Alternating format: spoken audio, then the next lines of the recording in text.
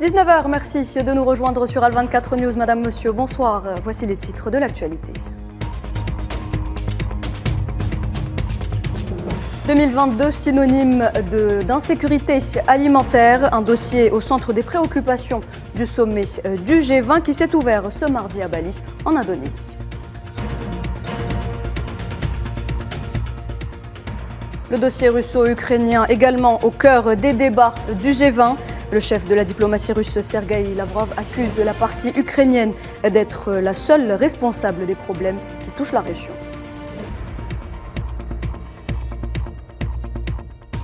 Une nouvelle victime s'ajoute à la longue liste des martyrs palestiniens ce mardi, alors que ce 15 novembre marque le 34e anniversaire de la proclamation de l'État de Palestine. L'entité sioniste abat de sang-froid un jeune palestinien en Cisjordanie occupée.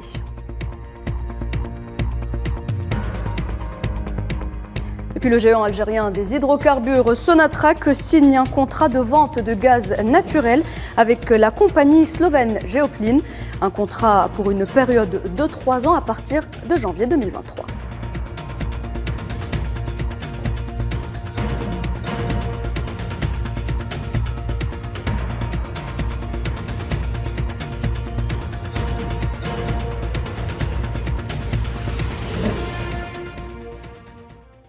Rivalité États-Unis-Chine, tension avec l'Europe ou encore conflit en Ukraine. Tout semble laisser présager le début d'une nouvelle guerre froide sur fond de conflit russo-ukrainien. Ce mardi, le ton est monté. Il a été donné à Bali, en Indonésie, dès l'entame du sommet du G20 qu'abrite le pays. Le président indonésien Joko Widodo a appelé les chefs d'État et de gouvernement présents à mettre fin à la guerre. Naila Hamouda.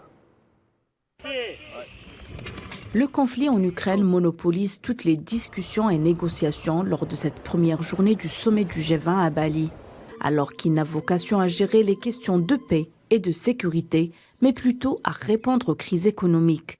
Exception, cette année, elles sont la conséquence directe de la guerre en Ukraine. Les dirigeants de ce G20 cherchent l'apaisement.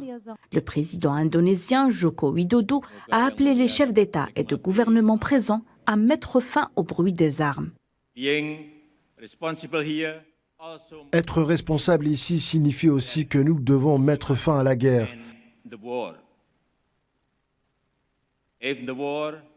Si la guerre ne prend pas fin, il sera difficile pour le monde d'aller de l'avant.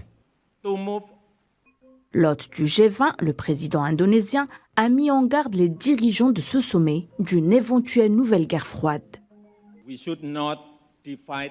Nous ne devons pas diviser le monde en plusieurs camps. Nous ne devons pas laisser le monde basculer dans une nouvelle guerre froide.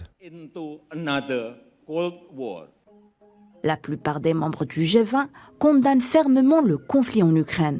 Mais la Russie peut compter sur des soutiens au sein de ce sommet. La Chine, par exemple, qui n'a pas condamné l'opération militaire spéciale. Ou encore l'Inde, qui intensifie sa relation commerciale avec Moscou, malgré les sanctions occidentales.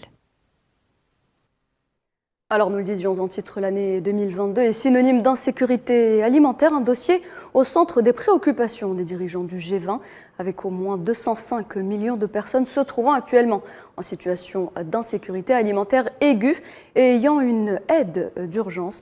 Il s'agit du niveau le plus élevé jamais enregistré. L'Afghanistan, l'Éthiopie, le Nigeria, le Soudan du Sud, la Somalie ou encore le Yémen restent exposés au risque de famine. Mohamed Wali Ben Chaban.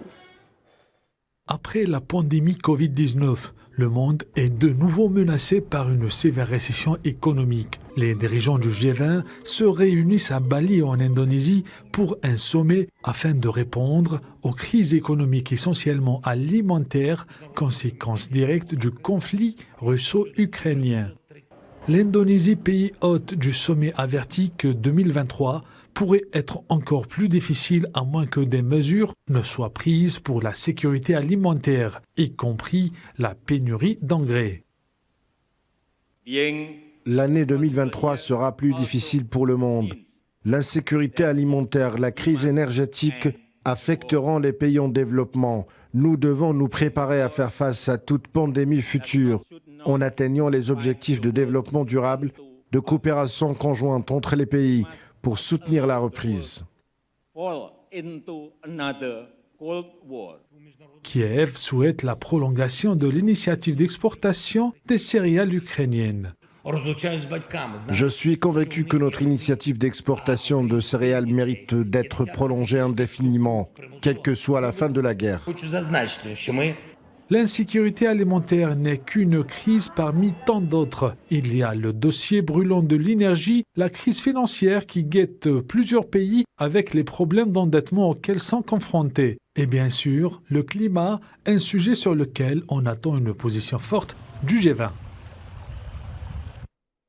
À l'ouverture des travaux du sommet, de nombreuses questions ont été abordées, à commencer par les relations entre les différents pays du G20. S'agissant des relations sino-françaises, le président chinois Xi Jinping appelle à renforcer la communication et la coopération avec la France lors d'un entretien bilatéral avec son homologue français Emmanuel Macron.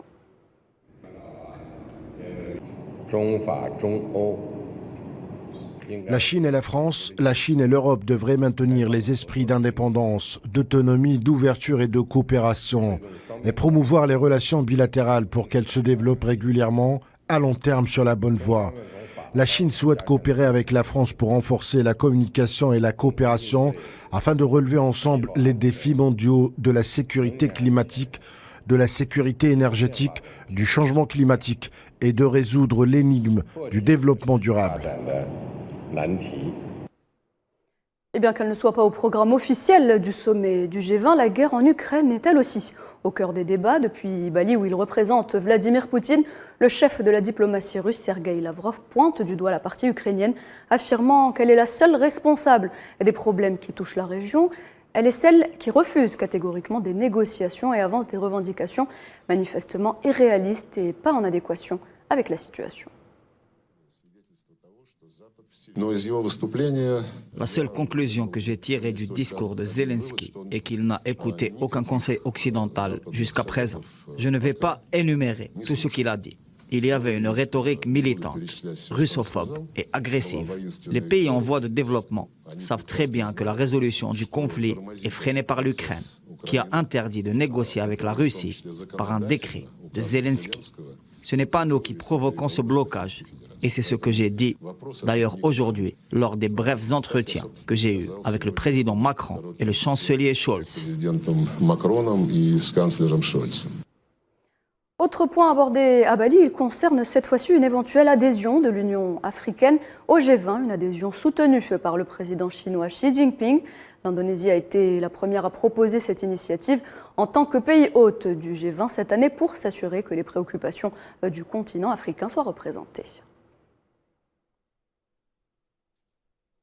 Et de son côté, le président ukrainien Volodymyr Zelensky a dans un discours vidéo prononcé devant les dirigeants du G20 déclaré qu'il était temps de mettre fin à la guerre destructrice en Ukraine. Nous ne pouvons pas attendre. Nous devons donc nous unir au nom du seul modèle réaliste de libération des prisonniers, tous pour tous. Dans l'actualité également, cette nouvelle agression sioniste en Cisjordanie occupée. Un jeune Palestinien a été lâchement assassiné ce mardi au nord-ouest de Salfit. Les forces d'occupation ont prétendu que le jeune homme avait perpétré une attaque à l'arme blanche à l'intérieur d'une colonie avoisinante qui aurait causé la mort de 2 colons. Cette nouvelle agression intervient alors que le peuple palestinien célèbre ce mardi le 34e anniversaire de la proclamation depuis la capitale algérienne de la création de l'État de la Palestine. Le 15 novembre 1988, au Palais des Nations à Alger, le défunt dirigeant Yasser Arafat avait proclamé dans son célèbre discours devant le Conseil national de l'OLP la création d'un État palestinien avec Al-Quds al-Sharif comme capitale. Et en cette date d'anniversaire, le président de l'État de Palestine, Mahmoud Abbas, s'est exprimé au sujet de la situation que subit son pays depuis des années, affirmant que la paix et la stabilité commençaient par la reconnaissance des droits du peuple palestinien, sanctionnés par la légitimité internationale. Nariman Zekar. Le peuple palestinien commémore aujourd'hui le 34e anniversaire de la proclamation de l'État de Palestine, un document connu sous le nom de la Déclaration de l'indépendance, lu par l'ancien président de l'État palestinien Yasser Arafat au Palais des Nations à Alger.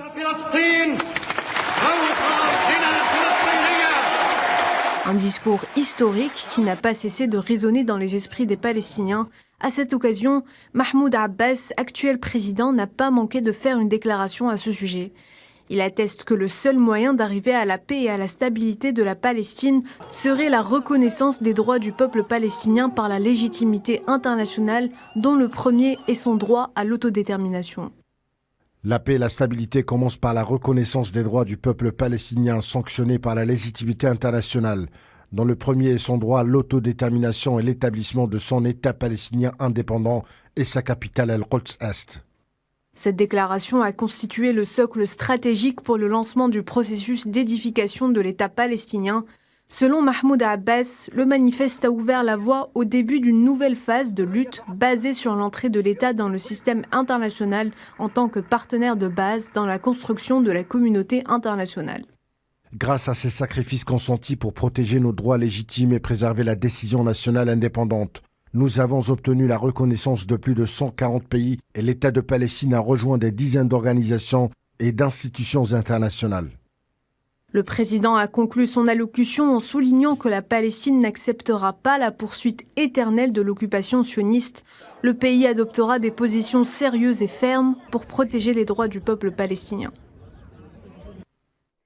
En mode économie, le géant des hydrocarbures algérien, le groupe Sonatrach, a signé ce mardi un contrat d'achat et de vente de gaz naturel avec la compagnie slovène Geoplin pour la fourniture à la Slovénie de gaz naturel à travers le gazoduc reliant l'Algérie à l'Italie, le tout pour une période de 3 ans à partir de janvier 2023.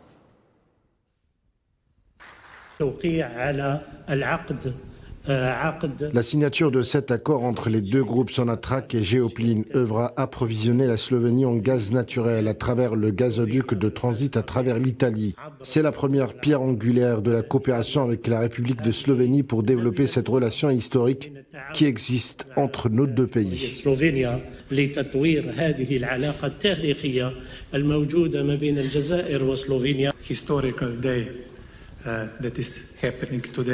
C'est un jour historique pour nos deux pays. Je suis très heureux et honoré d'annoncer aujourd'hui la signature d'un accord de gaz combustible entre le groupe slovénien Geoplin et Sonatrach. Cet accord revêt une grande importance pour nos deux pays. Cet accord contribuera davantage à la sécurité de l'approvisionnement en gaz en Slovénie, chose qui est essentielle en ces temps inédits.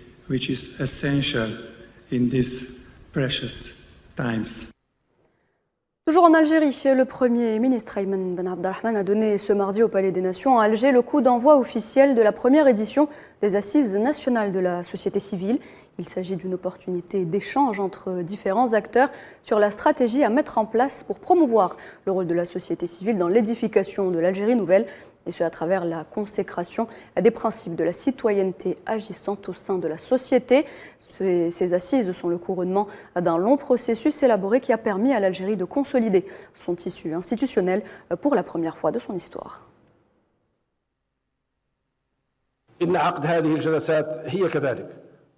La tenue de ces assises est une première station pour l'évaluation du travail de l'Observatoire national depuis son installation par le président de la République en décembre 2021.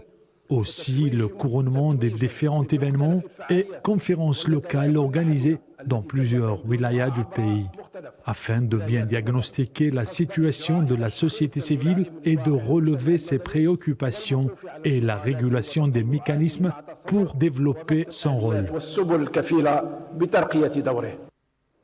Ce rendez-vous organisé par l'Observatoire national de la société civile se tient sur 2 jours sous le thème « La société civile, socle de l'édification de l'Algérie nouvelle ». 700 représentants d'associations nationales et locales, d'organisations, de syndicats et de la communauté nationale à l'étranger y participent. Nous œuvrons avec différents acteurs de la société civile dans les pays arabes qui se sont déjà réunis au forum d'Oran intergénérationnel pour soutenir l'action arabe commune. Nous allons travailler pour la concrétisation de cette décision et coopérer avec les différents organes officiels afin de renforcer le rôle de la société civile.